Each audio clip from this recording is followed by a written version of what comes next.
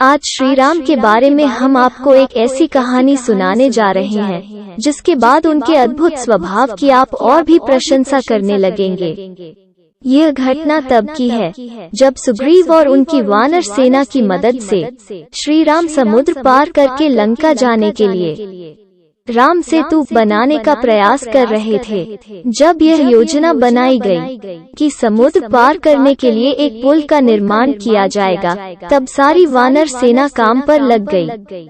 कोई पत्थर एकत्रित करने लगा तो कोई बड़े वृक्षों की जमीन पर गिरी हुई टूटी लकड़ियां इकट्ठी करने लगा। न केवल वानर सेना बल्कि आसपास जितने भी पशु पक्षी मौजूद थे, जैसे कि हाथी, कछुआ इत्यादि सभी जीव इसी काम में लगे थे। वहीं दूसरी ओर दूर बैठी एक गिलहरी इन सभी काम को होते हुए देख रही थी। वानर इतने शक्तिशाली थे कि वे एक ही बार में बड़े पेड़ और कुछ पर्वत के पर्वत भी उठाकर समुद्र में फेंक रहे थे, जो पुल बनाने में मदद कर सकते हैं। यही सब करतब देख गिलहरी हैरान हो रही थी। वो भी पुल बनाने के लिए मदद करना चाहती थी, लेकिन वो किस प्रकार से मदद करे, इसी असमंजस में पड़ी थी। लेकिन आखिरकार वो आगे बढ़ी। पास पहुंचकर उसने सबसे पहले छोटे छोटे कण समान पत्थर उठाने शुरू किए। 2 से 3 बार इन पत्थरों को उठाकर समुद्र में फेंकने के बाद वो थक गई। अब वो इन पत्थरों को उठाने में भी असमर्थ हो रही थी। आखिरकार उसने एक और तरीका अपनाया।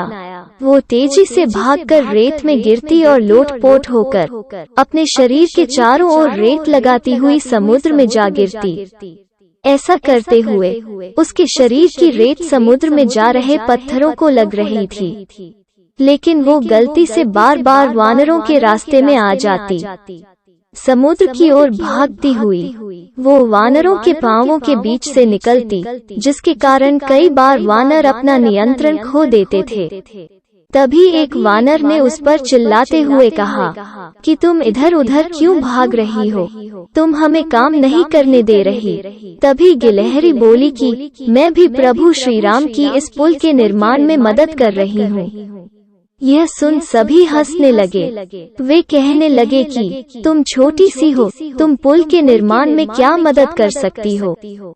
तुम्हारे द्वारा समुद्र में फेंके गए छोटे कण और रेत किसी काम के नहीं है।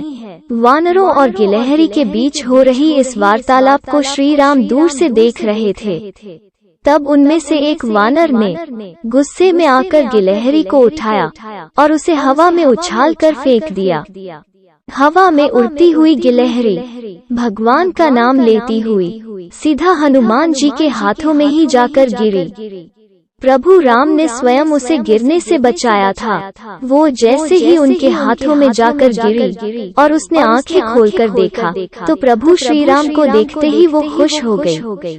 उसने श्री राम से कहा कि मेरा जीवन सफल हो गया, जो मैं आपकी शरण में आई।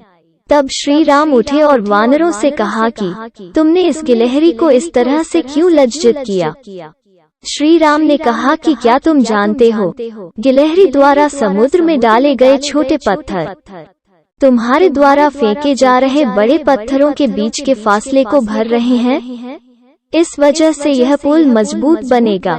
इसके अलावा जिस रेत में लिपटे हुए यह गिलहरी समुद्र में जाकर पुल के ऊपर रेत फेंक रही है, इससे इस पुल को एक परत प्राप्त हो रही है।